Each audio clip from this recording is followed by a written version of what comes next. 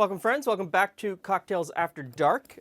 Today we're going to do a cocktail that I saw on a cocktail menu a couple of weeks ago, but I didn't order it. And the reason I didn't order it is because, one, I didn't want to live through the indignity of drinking it the way they were serving it. Sometimes bars, taverns, restaurants, they choose glassware for cocktails that it's just like, why? What, you want people to order it? I know that you're trying to make it so that a certain group of people order it, but that excludes other people who just don't want to suffer the indignity of drinking from your glassware. The other reason I didn't order it, and probably the real reason, the biggest reason, is that on a very expensive cocktail menu, this cocktail cost 4 times as much as anything else. And I thought, it's just a vodka. It's just a vodka Tomatini, or a martini Tomatini. So I didn't order it, but the real reason it was probably 4 times as expensive as everything else is it's a cocktail that contains vinegar, and it contained balsamic vinegar. And balsamic vinegar can be incredibly expensive depending on which one you've got and which one you're putting in the drink. And so I expect they were probably using a really expensive balsamic. I know I posted a picture on Instagram not too long ago of a tiny little bottle of balsamic vinegar, and it was like $600. It's expensive. I get it. I know why it's expensive for the real stuff. I'm not using a particularly good balsamic vinegar today. So the cocktail is vodka, lemon juice, balsamic vinegar, gum syrup, but you could use just a regular simple syrup if that's all you've got. I started out by throwing a couple of little cherry tomatoes in there, a couple grinds of black pepper, and I'm going to start out just by muddling down those tomatoes. And once I've got them muddled down, just to kind of break them up a little bit, now we'll go in with some ice.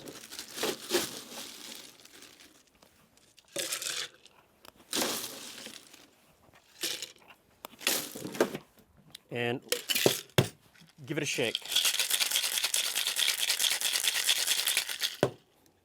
Okay, get rid of the ice from the glass. And like all of these, it gets a double strain. Now, of course, you don't have to double strain. I kind of like double straining just to pull out any little shards of ice. Okay.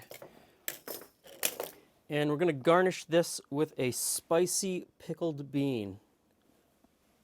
And there we have it, the Tomatini. Let's see. The color isn't terribly inviting. I mean, it's kind of a, brown, which is probably why at the restaurant they had it in a much shallower glass, one of those giant martini glasses that are impossible to drink out of.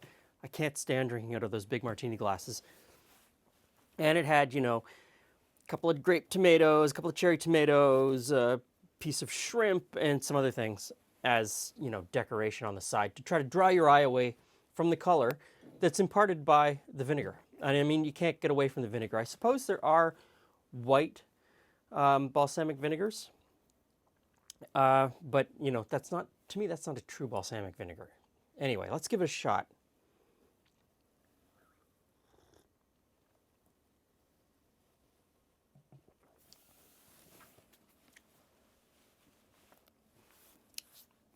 I like that. I really like that. The lemon is pretty muted. The sharp tang of the balsamic vinegar is gone. And with balsamic vinegar of this age, you shouldn't get a sharp tang anyway. But the flavor of the balsamic vinegar is there, and it's absolutely wild. Now, vinegar in cocktails is as old as the hills. Vinegar in cocktails goes way back. If you go back and you look at something like shrubs, drinking shrubs, they were alcoholic and they were vinegar. It was essentially the spoilage that had, it had turned to alcohol and then it had started to turn to vinegar, and people started drinking it and realized, hey, you know what, this tastes really good. So this works.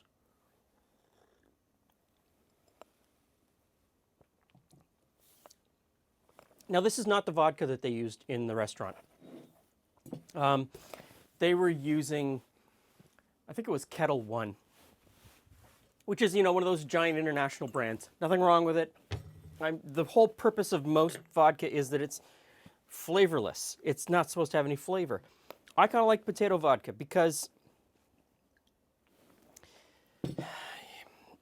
there's something more to it than a grain vodka. A grain vodka is very clean, smooth, clear, no flavor. It doesn't feel like anything in your mouth. Whereas a potato vodka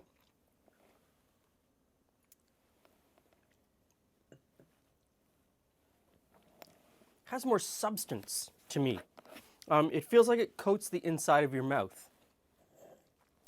And so that coating of the inside of your mouth with the gum syrup keeps this flavor from this in your mouth for quite some time. Okay. To me, that's a winner. But I'm going to say it's not for everybody. I'm going to say for every 10 people that try it, 9 probably won't like it. I kind of like it. It is something that, with the right food and the right company, I could go through a few of these. So, thanks for stopping by. See you again soon.